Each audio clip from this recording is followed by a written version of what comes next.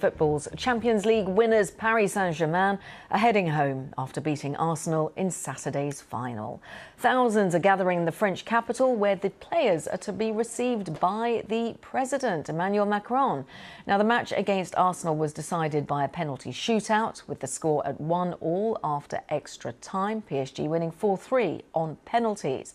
Now, French authorities are saying that more than 780 people were arrested after clashes between football fans and police last night. Meanwhile, Arsenal are returning to London for their own victory parade. Despite last night's disappointing result, they'll be displaying their Premier League trophy after winning England's top league. Well, as I was saying, French authorities are saying that nearly 800 people were arrested last night in Paris during violent clashes which erupted after PSG's win. So let's cross over to Paris now, because Pierre-Antoine Denis is there for us. And Emily Brown is in London ahead of the build-up of the Arsenal victory parade in North London. So let's cross over. Let's bring in Pierre-Antoine, because Pierre, was quite the night last night, given those arrests. Now, this is an increase in arrests on last year's victory. Just bring us up to date what we've been seeing on the streets of Paris.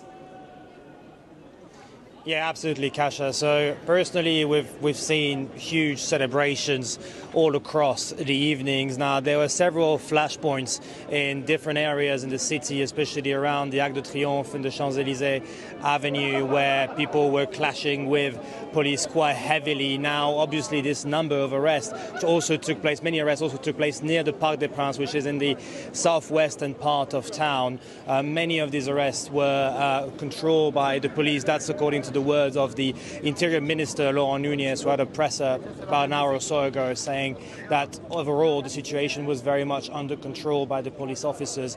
Dozens of them, police officers, have been injured in the clashes, but personally, I would say that on my end, I've seen very huge celebrations and people very, very happy to see that the team win a back-to-back title here and making history. And I mean, just look at the numbers and the turnout here. We are right there. So the Eiffel Tower and the Champ de Mars is just there. We're on the side of it, which for now all the fans have been waiting, and I've been waiting for a good hour or so now.